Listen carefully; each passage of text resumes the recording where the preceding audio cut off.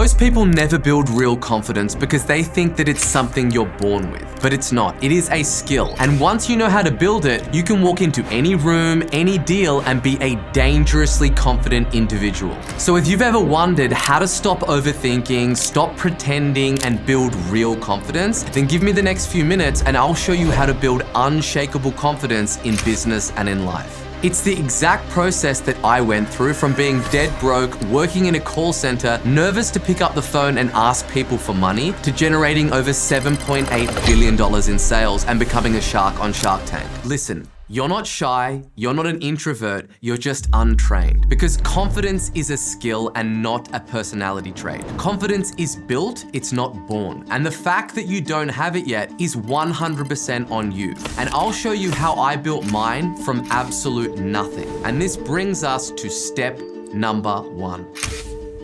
When I first started King Kong, I didn't walk into meetings feeling super confident because I told myself that I was good. I first solved a problem for my own business. Then I got my first client and I got them insane results. And then I got another, because confidence comes from actions. It doesn't come from words. You have to first go out there and prove to yourself that you have the ability to solve these problems, to actually give you that confidence in the first place. It's not from screaming mantras in the mirror and just trying to convince yourself that you have some level of confidence. It's about showing up and actually doing the work and then having the receipts to prove it to yourself that you are the type of person that actually takes the actions. And the only way that you get that is by putting in an unreasonable amount of volume to prove to yourself that you actually have the ability and you have this skill. Which is step number 1. Confidence without data equals delusion. But here's the thing, even with data, you still have to get off your ass and do the next step or nothing changes. Which brings us to step number 2.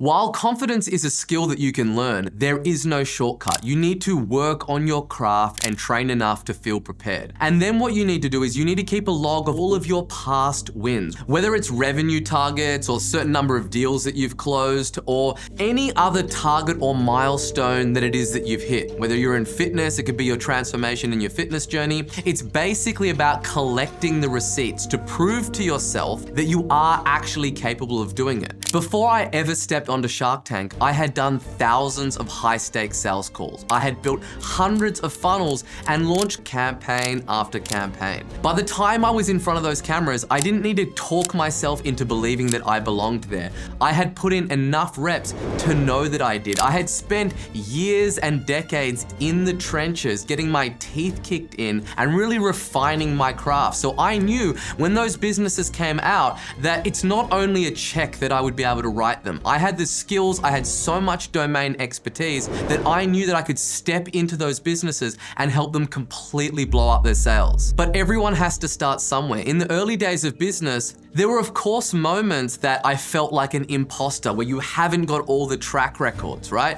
But I tracked everything, the revenue, the ad spend for my clients, the amount of ROI that I had generated them.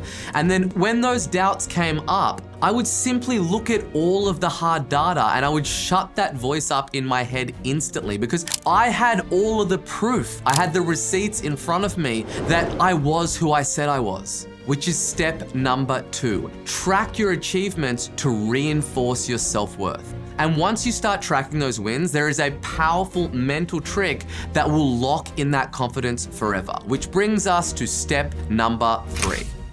Everything starts in the mind. If you don't have a clear picture of where it is that you're trying to go, then you're never going to be able to get there. And the reality of it is, wherever it is that you're starting right now and you're needing the confidence, it's because you don't have the receipts and you haven't proved to yourself yet that you can get to where it is that you want to go. When I was cold calling 150 businesses every single day from my bedroom, there was a huge gap in between where I was and where it is that I wanted to go. go. But I would literally visualize what that dream destination looked like. I would visualize my office, what it would look like, how many people would be on my team, what I would be doing every day, what my commute to that office would look like. I had visualized every single minute detail to make that actually feel real. And when you do that, you trick your mind into believing that reality. But if I wasn't able to see it in my mind, then I would never hold it in my hand. I remember when I was first starting King Kong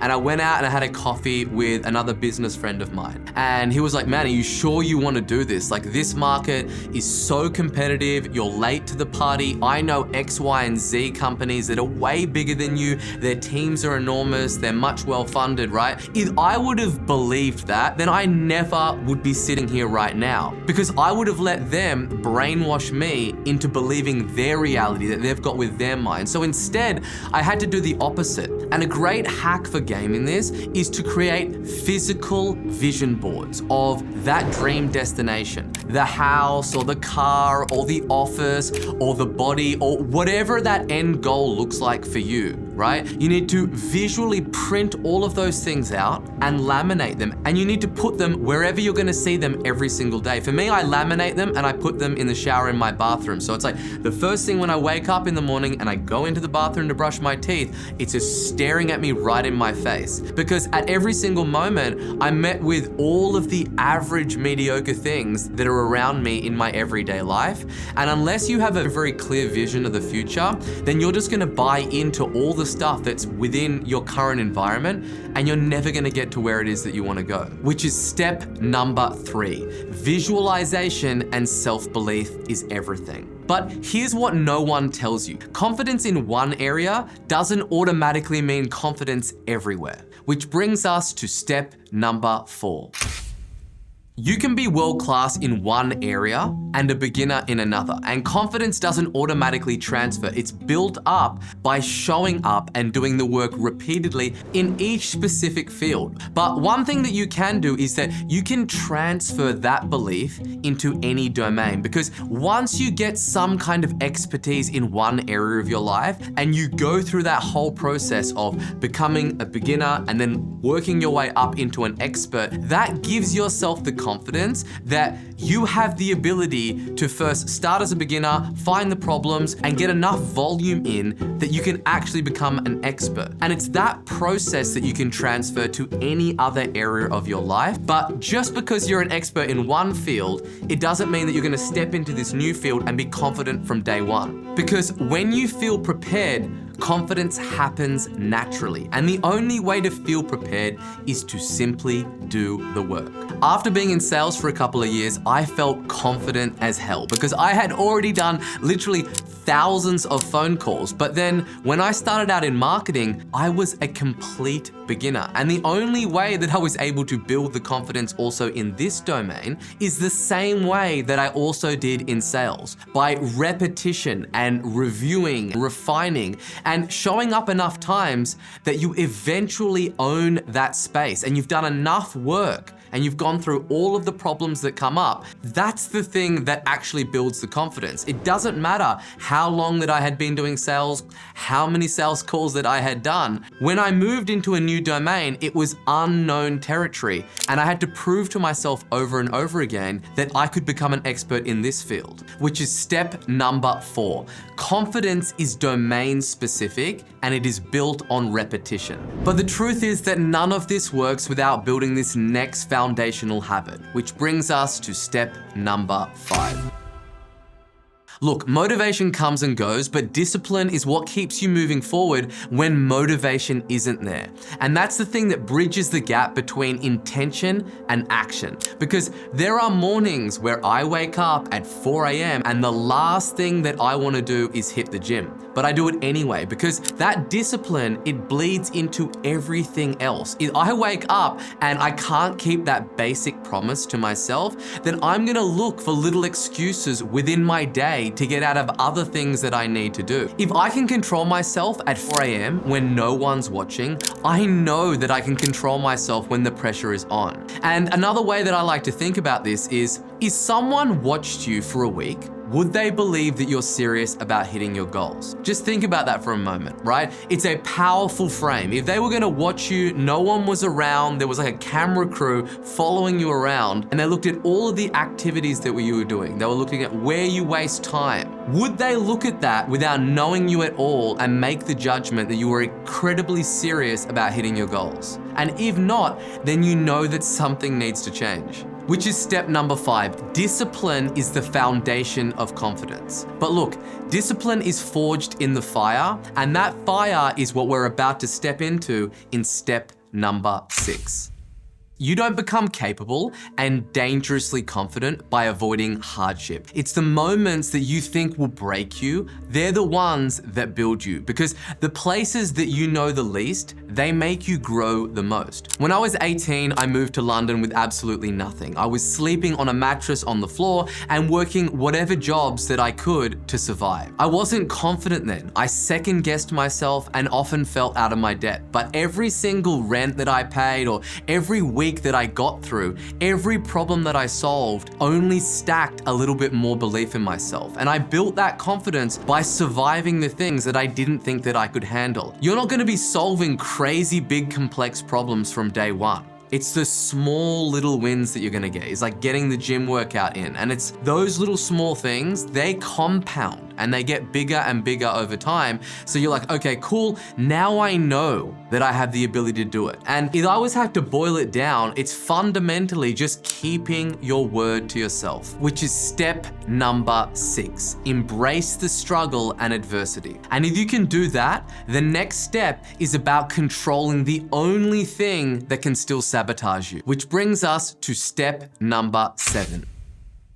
Readiness is an illusion. It's action that creates readiness. Wherever you are, if you're watching this video, I'm gonna take it's because you don't have dangerous levels of confidence. And when you're in this place, it's kind of like the chicken or the egg. It's like, how do I act confident if I don't have that confidence already in me? I don't feel ready to take on that task. And the reality of it is, you have to jump and then figure it all out. Because once you've jumped off, you have no other option but to figure it out. And you will figure it out, and it will be one step at a time. But if you're just gonna second guess anything, then you're never gonna take the actions required to actually build that kernel of confidence to begin with. Early on, there were plenty of times that I let my emotions dictate my decisions. And every single time that I did, it cost me. And I had to learn to act based on what was required, not how I felt in the moment. And the bigger that my company gets and the more people that rely on me, the stronger that this muscle needs to get. Because that feeling of not wanting to do things, that never goes away, right? Inherently, humans aren't gonna wanna do hard things. So if you're constantly at the mercy of surrendering to your emotions, then you're never gonna build that confidence and make the moves that's required. And it's about doing those small things that really build that forward momentum. And once you can see the progress, then you get the confidence and it just flywheels. I had to learn to act based on what was required and not how I felt in the moment. And it was that shift in mindset that was a complete game changer in my confidence, which is step number 7. Control your mind and do not be ruled by your emotions. And once you master that, you'll finally stop making the single most destructive mistake to your confidence, because this next step is what I see destroys more people's confidence than anything else, which brings us to step number 8. Confidence collapses when you measure your journey against somebody else's. In the beginning, I wasted so much energy feeling behind because I measured myself against all the other people that I was looking at in business. I would be reading biographies and looking at podcasts or YouTube videos, and inherently, you're gonna be comparing yourself to all these other people. And you look at, okay, they got bigger businesses than me, their teams are bigger, like they've got fully set up offices. But the turning point for me was when I realized that everybody starts as a beginner. And all of these people that I was looking up to, they too were once where I was, right? Everyone starts off as a beginner. And I stopped comparing myself to my year 1 to someone's year 10. Because what's even more serving is you look at those idols that you've got and go watch podcasts of them or find their biographies and read about them. And seeing where they started and then where they are now, that is the humbling experience, because you only look at them when they're at the summit, right? When they're at the top of the mountain and they've got all these accolades, but you don't look at all of the pain, all of the hardship, all of the losses, everything that they needed to go to in order to get there, and understand that your journey is gonna be so much more epic and your story is gonna be so much more epic because you are starting at zero. And that's where everyone begins. Because at the end of the day, losers focus on winners and winners focus on winning, which is step number 8. Don't compare your year 1 to someone else's year 10. And when you do that, there is still one final mental shift that will make you dangerously confident, which is step number 9. No one is going to come along and put the jersey on your back. They're not gonna tell you, hey, you're the fucking man. You have to decide for yourself, and then you have to project that into the world. No one came to me when I was cold calling people from my bedroom and I had $50 in my bank account and said, Sabri, you're the fucking man. You are gonna build one of the fastest growing companies in the country. I had to decide that myself before I was even ready. And then it was that belief that dictated how I showed up on calls, how I walked into rooms, and how I pitched myself. I had the belief in myself from all of these tiny wins, just winning the day, winning the morning, doing what I said I would do. And I had to make the decision early on that all of these other people, they were not special, right? And that I was special. And I knew what I had within me. And I made the conscious effort to just tell myself, like, look, you are the fucking man. You are gonna be one of the best marketers in the world. Because no one was gonna come and do that for me, and no one's gonna come and do that for you. It's something that needs to start within yourself, and then you project it out into the world, which is step number 9. If you don't think you're the fucking man, no one else will. And the last step is one that turns all of this from theory into actual reality, which is step number 10. You don't finish building confidence. You keep the flywheel spinning by feeding it with action.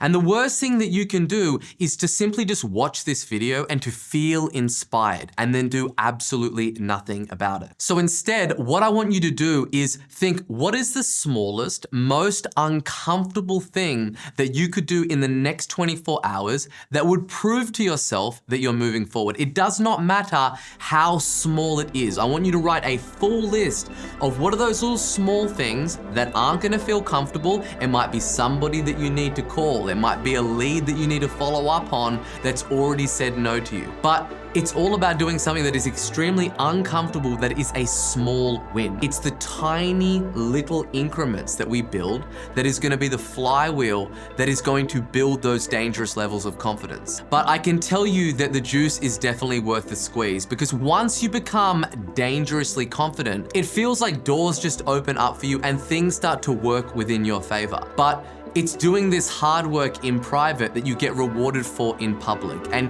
your team members, your kids, your family, and even your society around you, they will thank you for this. Because we've all been around somebody that is dangerously confident, and we have felt firsthand what that feels like to be around that person. And they are typically like a beacon of light and positivity. And it's somebody that proves to ourselves that we simply need to decide that we are that person, and we can also have that same effect on everyone else in our lives, which is step number 10. Light the fuse. If you like this video, then you will love this one where I share the fastest and most likely way to become a millionaire. Like, subscribe, and I'll see you in the next one.